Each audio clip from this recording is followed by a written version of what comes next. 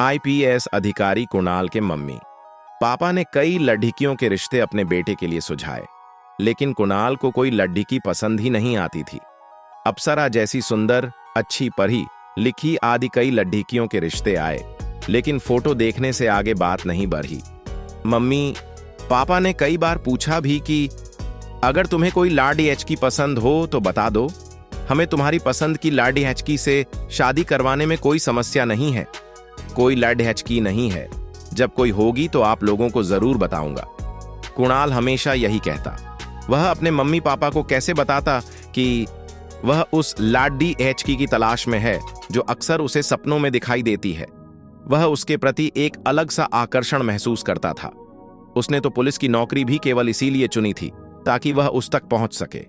बेटा, आजकल जैसे एलजीबीटी समुदाय के अधिकारों को महत्व दिया जा रहा है और उनके संबंधों को सम्मानपूर्वक स्वीकार किया जा रहा है, वैसे ही अगर तुम्हारे दिल में कुछ और हो तो तुम हमें बता सकते हो। कुणाल के पापा ने अत्यंत संकोच के साथ कह ही दिया। नहीं मम्मी पापा, ऐसी कोई बात नहीं है। कुणाल फोन अटेंड करने के बहाने से वहां से चला गया था। पता नहीं ऐसी कोई लाइडिचकी है भी या नहीं। वही लाइडिचकी मुझे अलग अलग वेशभूषा में दिखती है। कभी ऊपर से नीचे तक गहनों से लदी हुई नृत्य करती दिखती है, कभी लहंगा चुन्नी पहने हुए मंदिर में शीश झुकाते हुए दिखती है। कुणाल हमेशा की तरह उस लड़डेचकी के बारे में सोच रहा था। कुणाल को एक दिन रेड अलर्ट क्षेत्र में किसी अवयस्क लड़डेचकी को अगवा करके लाने की सूचना मिली। कुणाल एक बच्ची को इस दलदल में फंसने से बचाना चाहता था। उसने अपने चुनिंदा लोगों के साथ उस क्षेत्र में रेड डाली और उस बच्ची को वहां से निकाल लिया। जब कुणाल बच्ची की उंगली पकड़े उन अंधेरी और सांकरी गलियों से बाहर निकल रहा था, तब उसे एक घर की बालकनी से झांकते हुए वहीं सपने वाली लड़डियाहट दिखाई दी। कुणाल फौरन गली से बाहर मुख्य सड्डियाहट तक आया और बच्ची को अपनी टीम के सबसे सीनियर मोस्ट व्यक्ति को सौंपा और कहा, तुम टीम को लेकर जाओ, चाइल्ड साइकोलॉजिस्ट भी पहुंच जाएगी। उसके साथ बच्ची थोड़ा सहज हो जाएगी। मैं एक जरूरी काम खत्म करके आता हूं। कुणाल तेजी से उसी अंधेरी गली में सपने वाली लड़की को ढूंढने लौट गया। वह उसी घर के नीचे जाकर रुका। अब तक लड़की अंदर जा चुकी थी। वहां एक आदमी खड़ा था। कुणाल ने ऊपर बालकनी की तरफ इशारा करते हुए पूछा, वहां अभी एक लड़की खड़ी थी, वह कहां गई? साहब, यहां तो जैसी चाहो वैसी लड़की मिल जाएगी। आपकी सेवा में कोई कमी नहीं आएगी। बस हम पर अपनी दया दृष्टि बनाए रखिएगा। उस आदमी ने अपने तंबाकू से गंदे हुए दांत निपोड़ते हुए कहा, नहीं, मुझे वही बालकनी वाली लड़की चाहिए। तुम मुझसे मिलवा सकते हो तो कहो। कुणाल ने कहा, चलिए ऊपर चलिए, अभी कुछ ही देर में धंधे का वक्त हो जाएगा। जल्दी जल्दी ऊपर चलकर देख लो। उस आदमी ने सीढ़ियां चढ़ते हुए कहा, चलो। कुणाल भी उसके पीछे हो लिया था। कुणाल सीढ़ियों से बालकनी में पहुंच गया था। छोटे छोटे डिब्बे से घुटे हुए कमरे थे, जिनमें न कोई खिड़की थी और न ही कोई रोशनदान। कैसी नरक की जिंदगी जीती हैं ये लड़डचकियां। जिस्म फरोशी के बाजार में इंसान की कीमतें कितनी कम हैं, सोचते हुए कुणाल का मन खट्टा हो गया था। वह आदमी कुणाल को उस कोठे की संचालिका के पास ले गया और कुणाल के बारे में बताया। कोठे की संचालिका ने कुणाल के पद के खौफ के कारण अपने कोठे की सभी लड़कियों को बुलवा लिया और कुणाल से पूछा, इनमें से कोई है क्या? उन लड़कियों में वह नहीं थी। कुणाल बड्डा निराश हो गया था। क्या सभी लड़कियां आ गई हैं? कुणाल ने पूछा। नहीं, मैडम की लाडली मंदाकिनी नहीं आई है। उनमें से एक लड़की ने दबी जुबान से कहा, मंदाकिनी को बुलाइए। कुणाल ने कहा, अरे साहब रहने दो, उसे क्यों बुलाना है? यहां एक से बढ़िया एक माल है। संचालिका ने कहा, आप मंदाकिनी को बुलाइए। कुणाल ने थोड़ा ऊंची आवाज में कहा। कुणाल के साथ आए आदमी ने संचालिका को इशारा करते हुए मंदाकिनी को बुलवाने के लिए कहा, अभी बुलवाती हूं। रेशमा जा, जरा मंदा को बुला ला। संचालिका ने अनमने होते हुए कहा। मंदाकिनी को देखते ही कुणाल को अपनी आंखों पर विश्वास नहीं हो रहा था। मंदाकिनी वही सपनों वाली लड़डचकी थी। बस अंतर इतना ही था कि वह सलवार कमीज में थी और उसने अपने बालों को खुला छोड़ा हुआ था। वह एकदम इस तरीके से बुलवाए जाने से थोड़ी हैरान और परेशान ज्यादा थी। यह है मंदाकिनी, अपने नाम के जैसे ही पवित्र, की चड्डे में खिले हुए कमल के जैसे। संचालिका ने आगे घटित होने वाली किसी भी अनहोनी को टालने के लिए कहा। जी। कुणाल अभी भी उसे आंखें फाड़े हुए देखे जा रहा था। उसे अपनी आंखों पर यकीन नहीं हो रहा था कि अब तक उसके सपनों में आने वाली लड़की असलियत में भी हो सकती है। मैं मंदाकिनी से कुछ देर अकेले में बात करना चाहता हूं, अगर मंदाकिनी को कोई समस्या नहीं हो, कुणाल ने कहा। कुछ देर सोचने के बाद संचालिका ने मंदाकिनी की तरफ देखा और फिर कुणाल की तरफ देखकर बोला, ठीक है। मंदाकिनी और कुणाल अब अकेले थे। मंदाकिनी की आंखें गोल गोल घूम रही थीं। उसकी आंखों की गति उसके मन की हालत बयां कर रही थी। कुणाल ने बात शुरू की। क्या आप सपने देखती हैं? कुणाल ने पूछा। नहीं, यहां रहने वाली लड़कियां पूरी रात जागती हैं तो सपने देखने का वक्त ही कहां होता है। कोयले की खान में काम करने से कालिक तो लगती ही है।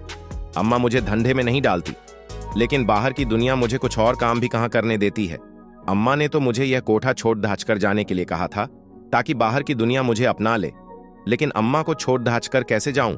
अम्मा और मेरी माँ बहुत पक्की सहेलियां थीं। माँ की मृत्यु के बाद अम्मा ने ही मुझे संभाला था। मंदाकिनी एक ही सांस में बोल गई थी।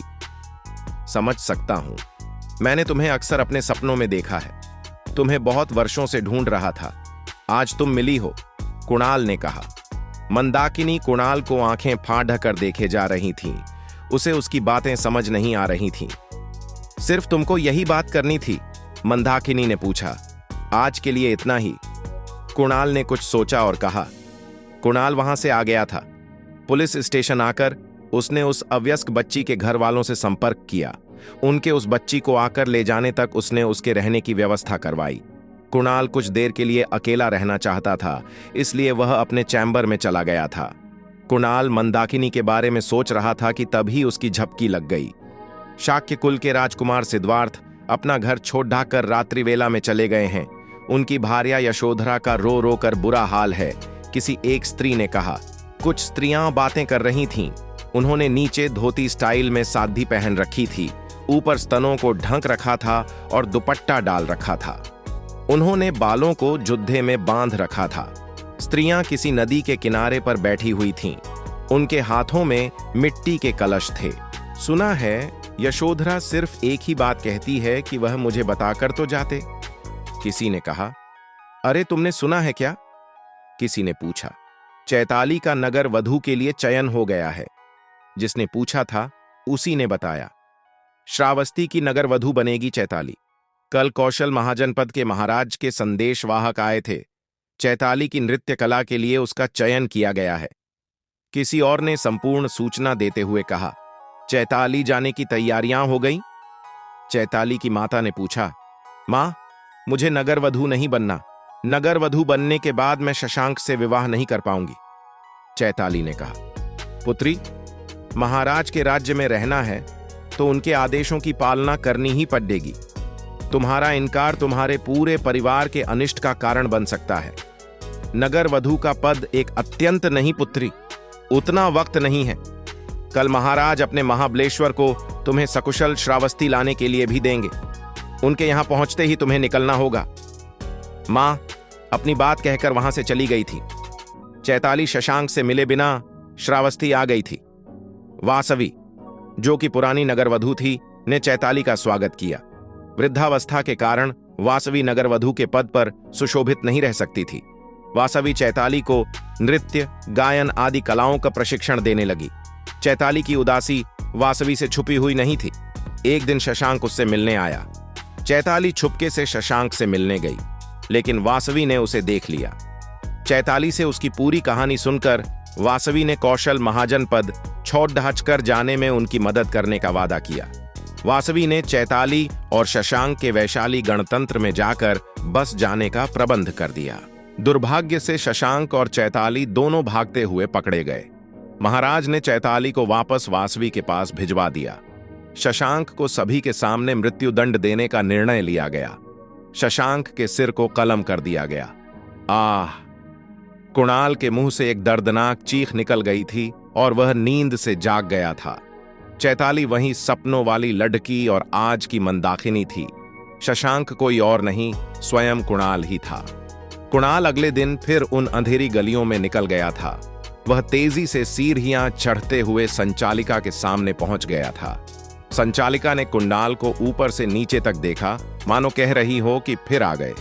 एक बार मंदाकिनी को बुला दीजिए, कुछ जरूरी बात करनी है। कुणाल ने संचालिका से निवेदन किया। मंदा ओ मंदा, जरा आना। संचालिका ने मंदाकिनी को आवाज लगाई।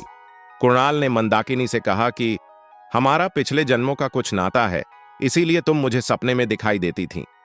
आप कैसी बातें कर रहे हो? ऐसी बकवास बातों के लिए मेरे पास वक्त नहीं है, मंदाकिनी ने कहा।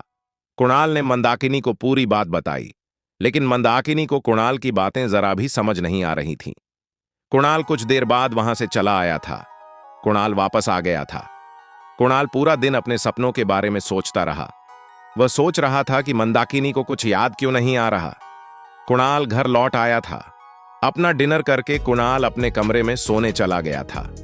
महाराज, हम युद्ध जीत चुके हैं। राजकुमारी नयनतारा अब भी आपके समक्ष हाजिर होंगी। सेनापति ने महाराज के शिविर में प्रवेश करते हुए कहा।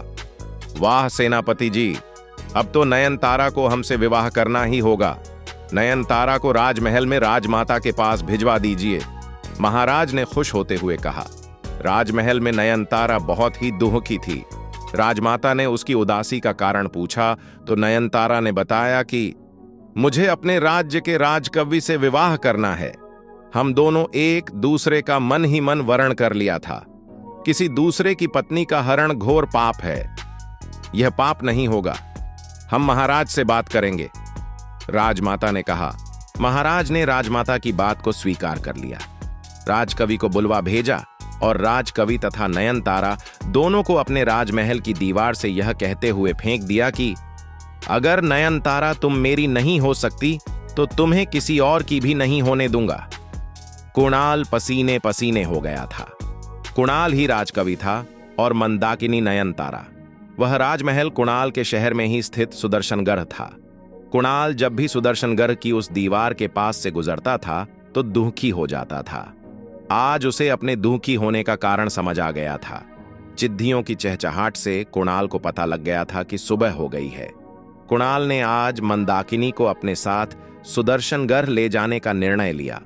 मंदाकिनी को काफी मान मनोवत के बाद कुणाल सुदर्शनगढ़ लाने में कामयाब हो गया था। सुदर्शनगढ़ में घूमते ही मंदाकिनी को धीरे धीरे सब कुछ याद आ गया था। मंदाकिनी ने कुणाल के प्रस्ताव को स्वीकार लिया था। कुछ दिनों बाद मंदाकिनी और कुणाल की शादी हो गई।